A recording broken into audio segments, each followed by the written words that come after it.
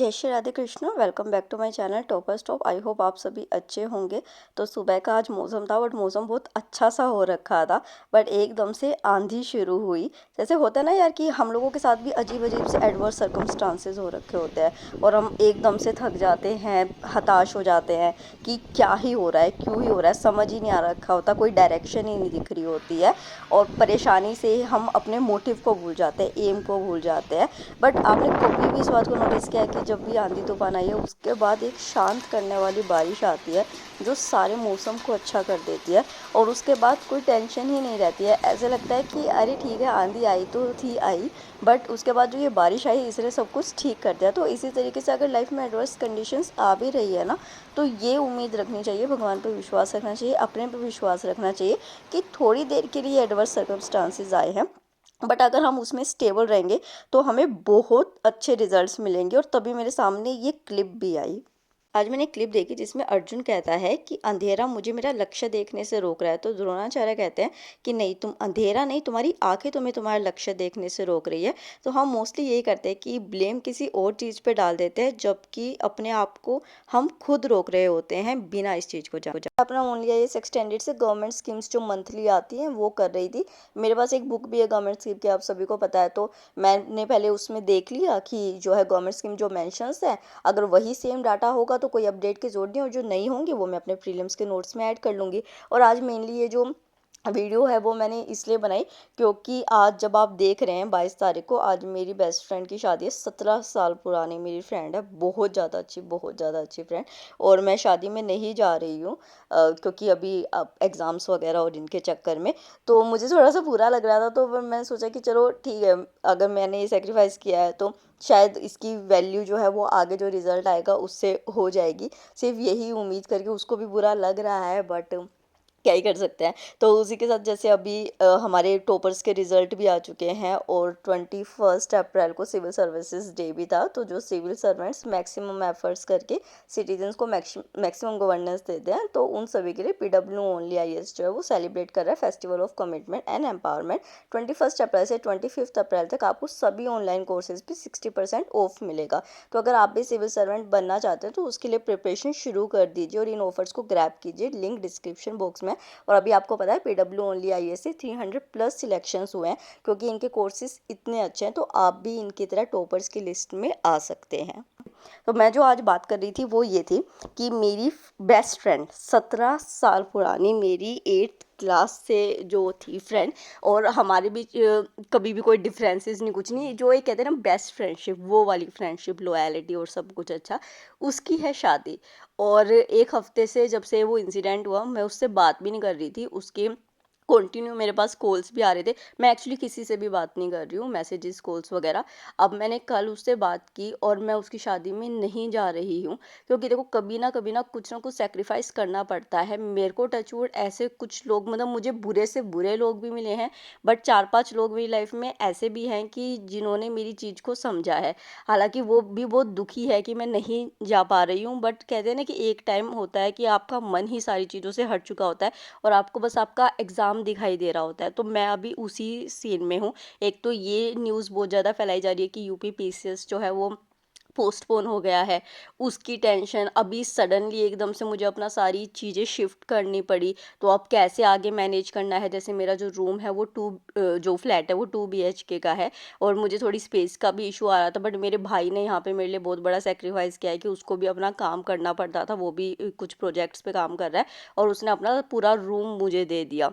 और जबकि वो अपने रूम से वो निकलता भी नहीं था पूरे दिन, उसको अपने रूम से इतना प्यार था, उसने मुझे दे दिया। जो मेरी बेस्ट फ्रेंड है वो इस चीज़ को समझ रही है। मेरी एक और बेस्ट फ्रेंड थी कॉलेज की, मैं उसके भी बेबी शावर और फंक्शंस में नहीं जा पाई थी उस टाइम, वो मुझसे नाराज़ हुई थी, बट अब वो मेरी चीज़ों को समझ रही है। वो कह रही है कि कोई बात नहीं यार, तू अगर इतनी चीज़ों को सेक्रीफाइस कर रही है तो तू कर। तो मुझे ये लगता है कि ये सारे जो लोग हैं ना, जो मुझे इतना सपोर्ट कर रहे हैं, तो मुझे उनके लिए पढ़ना है और इस एग्ज़ाम को क्लियर करना है, ताकि जो आज उनको बुरा लग रहा है मेरे इन डिसीजंस की वजह से, कल को अगर मैं सक्सेसफुल होंगे और मैं उन सभी के लिए और सबके लिए कुछ कर पाऊँगी, तो उनको शायद ज़्यादा अच्छी खुशी मैं दे पाऊँ। फिर उसके बाद मैंने यहाँ पे अपना खाना खाया, खाना खाते ही मैं जल्दी सी ग्रीन टी बनाती हूँ, क्योंकि जो मेरा ब्रेक होता है वो 15-20 मिनट खाने का होता है, उसके बाद मैं कोई ब्रेक नहीं लेती हूँ। और ग्रीन टी मैं इसलिए लेती हूँ क्योंकि जो है वो मेरे को नींद आती है फिर खाने के बाद, तो उस चीज़ को अवॉइड करने के लिए, और चाय तो एकदम से पी नहीं सकते हम, मैं ग्रीन टी पे शिफ्ट हो जाती हूँ। तो यही बात मुझे अपनी आपके साथ शेयर करनी थी कि शादी और पढ़ाई में से मैंने पढ़ाई को चूज़ किया। मुझे नहीं पता कब एग्ज़ाम होगा, कैसे होगा, बट मुझे ये पता है कि अगर मैं हर चीज़ में, मतलब बात ये नहीं है यार, मैं जाना चाहती हूँ, मैं एक दिन था मैं जा सकती थी, कैसे मैनेज कर सकती थी। बात ये है कि हर बार अपने मन की मानोगे ना तो मन बार-बार अपनी मनवाएगा। कभी कोई एक्सक्यूज़ दे देगा, जैसे कि अगर जैसे अभी मैं शादी में चली जाती, तो ये होता कि अरे बेस्ट फ्रेंड थी, कल को कोई और चीज़ आ जाती, तो फिर मन एक्सक्यूज़ देता कि अरे कोई बात नहीं, कुछ नहीं होता। ऐसे करते-करते ना आपका पूरा लाइफ़ ही उस तरीके का हो जाता है। जैसे आप देखते होंगे ना कि जब आप शॉर्ट्स देखना शुरू करते होगे या इंस्टा पे रील्स देखना शुरू करते होगे, आपने सोचा होगा 10 मिनट देखेंगे या 5 मिनट देखेंगे, और कब उसको 1 घंटा हो जाता है, 1.5 घंटा हो जाता है, आपको पता ही नहीं चलता होगा। होता है ना ये सब कुछ। और फिर हम लोगों को लगता है कि यार जब हम पढ़ने बैठे हैं, हमारी पढ़ाई नहीं हो रही है, हमारा फ़ोकस नहीं हो पा रहा है। क्योंकि पता है हम जो पूरे दिन में करते हैं ना, हमें पता भी नहीं चलता, हमारी ज़िंदगी के लिए हुए छोटे-छोटे स्टेप्स जो है ना, वो एक बड़ा रिज़ल्ट डिटरमाइन करते हैं। तभी जो टॉपर्स होते हैं और जो हम जैसे होते हैं स्टूडेंट्स, उनमें कुछ ज़्यादा फ़र्क नहीं होता। उनके अंदर जो डिटर्मिनेशन होता है, डिसिप्लिन होता है, वो हमसे थोड़ा-सा ज़्यादा आगे होता है। जैसे कहा जाता था ना कि जो डॉक्टर्स होते हैं या फिर जो आईआईटी के इंजीनियर्स होते हैं, तो वो ज़्यादा सिलेक्ट होते हैं यूपीएससी में। ये बात नहीं है कि मतलब कि उनका इंटेलेक्ट कुछ ज़्यादा है, हाँ, थोड़ा-सा फ़र्क होगा, बट उन्होंने ना वो डिसिप्लिन वाली लाइफ़ जो होती है ना, वो बहुत सालों से जी होती है। तो वो एकदम से उनके ऊपर नई चीज़ नहीं होती है वो।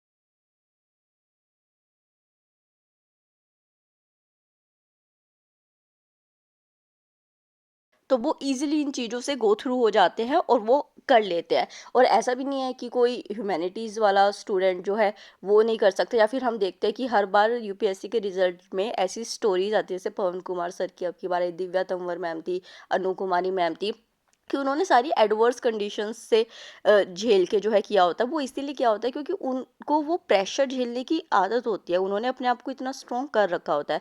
तो अपनी पढ़ाई के बाद अब मैंने क्या शुरू किया है कि जो भी चैप्टर मैं करती हूँ उसके साथ में उसका मॉक लगाती हूँ। ये 10,000 क्वेश्चंस दिशा पब्लिकेशन से मेरे को मिले हुए थे, आपको मैंने पहले शेयर भी किए हुए हैं। तो मेरा ये है कि मुझे 1 महीने, डेढ़ महीने के अंदर ये 10,000 एमसीक्यूज़ देने हैं। तो मैंने यही किया, जैसे आज मैंने हड़प्पा और इंडस जो है वो रिवाइज़ किया था, तो उसके साथ इसमें जो है ना 115 क्वेश्चन अराउंड इंडस वैली के थे। और जो प्रोटो हिस्ट्री का पीरियड था, मतलब जो पैलेओलिथिक, मेसोलिथिक ये वाला जो टाइम पीरियड होता है, उसके 20-25 क्वेश्चन थे। तो मैंने अपनी ओएमआर शीट रखी साइड में, क्योंकि मतलब ओएमआर शीट पे 100 ही वो क्वेश्चंस का वो था, तो इस वजह से मैंने क्या किया था कि जो 20-25 क्वेश्चन प्रोटो हिस्ट्री वाले थे, वो मैंने ओएमआर शीट पे मार्क कर लिए थे, और उसके बाद जो मैंने टिक किया वो मैंने बुक के अंदर ही टिक कर लिया था। बट ऐसा मैं अब करने वाली हूँ, आप मेरी फर्दर सारी वीडियोज़ में ये देखने वाले हैं कि जौन-सा चैप्टर मैं करूँगी उसके साथ-साथ मैं एमसीक्यूज़ करूँगी, क्योंकि उससे जो होगा ना, आप उसी टाइम खुद को जज कर पाओगे कि अभी पढ़ा था और अभी रिवाइज करने के बाद भी जो है वो क्या कमी रह रही है, और उसको साथ के साथ रिवाइज कर लो। ये मेरे को बहुत एफिशिएंट तरीका लगता है। तो उसके बाद मैं अपने क्वेश्चंस को चेक कर रही थी, मेरा स्कोर बहुत सही डिसेंट आया था, तो बट फिर भी मुझे और इम्प्रूव करना है अपने स्कोर को। तो इस तरीके से करके, और फिर उसके बाद एक्सप्लेनेशन जो होगी वो मैं कल करूँगी। तो आप भी बताना कि आप लोगों के पास अगर ऐसी कभी ऐसी कंडीशन हो आती है तो आप क्या चूज़ करते हो? हालाँकि हमारे ऊपर ना प्रेशर भी बहुत ज़्यादा होता है कई बार, फैमिली का, फ्रेंड्स का, कि नहीं ये चीज़ें अटेंड करनी ही पड़ेगी। बट अपनी आत्मा की सुनो, जो सही है वो करो। फिर शाम का टाइम हो गया था, यहाँ पे मैं एक्सरसाइज़ करने के लिए आ गई थी, क्योंकि अभी जैसे कि आगे मैं एक वीडियो भी सोच रही हूँ कि फिजिकल फिटनेस और ये जो होती है हमारा मेंटल स्टडीज़ वाला पार्ट होता है उसको हम कैसे बैलेंस आउट कर सकते हैं। फिर मैं आंवला लेके आई थी। फिजिकल फिटनेस यार इसलिए भी क्योंकि जब हम एक्सरसाइज करते हैं हमारे ब्रेन को ऑक्सीजन मिलती है, तो हमें अगर थोड़ा सा स्ट्रेस आउट भी फील हो रहा होता है ना, वो सही हो जाता है। उसके बाद मैं मम्मी के साथ इंटरनेशनल न्यूज़ देख रही थी, वही ईरान इसराइल यूक्रेन ये सभी चलता रहता है पूरे टाइम पे। तो ये था कि 10 मिनट इस बहाने मैं मम्मी के साथ भी बैठ गई। वैसे तो बैठती हूँ नहीं पूरे दिन, जो मेरा भाई का रूम है मैं वहीं पे बैठ के पढ़ती रहती हूँ। क्योंकि अगर यार उसने इतना बड़ा सैक्रिफाइस मेरे लिए किया है, तो मुझे भी तो फिर एक मेरी रिस्पॉन्सिबिलिटी तो बनती है ना, कि अगर मेरे पेरेंट्स, मेरे फ्रेंड्स, मेरी फैमिली मेरे लिए इतना बड़ा सैक्रिफाइस कर रहे हैं, तो मुझे उनके हर सैक्रिफाइस की वैल्यू जो है वो चुकानी पड़ती है। और ये देखो कि उसमें हमारे जो पेरेंट्स होते हैं, फ्रेंड्स होते हैं, फैमिली होती है, वो कितनी प्यारी होती है यार। कि उन अगर मैं आईएएस बन जाऊंगी, उनको क्या मिलेगा? उनकी लाइफ तो शायद वैसी रहेगी, थोड़ा बहुत हाँ ये हो जाएगा कि चलो ठीक है मैं हूँ आईएएस बन गया, वो मेनली लाइफ जो होगी वो तो मेरी चेंज हो गई ना। बट फिर भी वो कितना सेल्फलेस लव करते हैं और जो है हम लोगों को सपोर्ट करते हैं। तो ये वाली चीज़ ना आपको कहीं बाहर जाके नहीं मिलेगी। एक चीज़ मैं और कहना चाहती हूँ कि जो मेरी पास्ट वीडियोस थी उससे बहुत सारे पेरेंट्स की हेल्प मिल हुई है, बहुत सारे स्टूडेंट्स की हेल्प हुई है।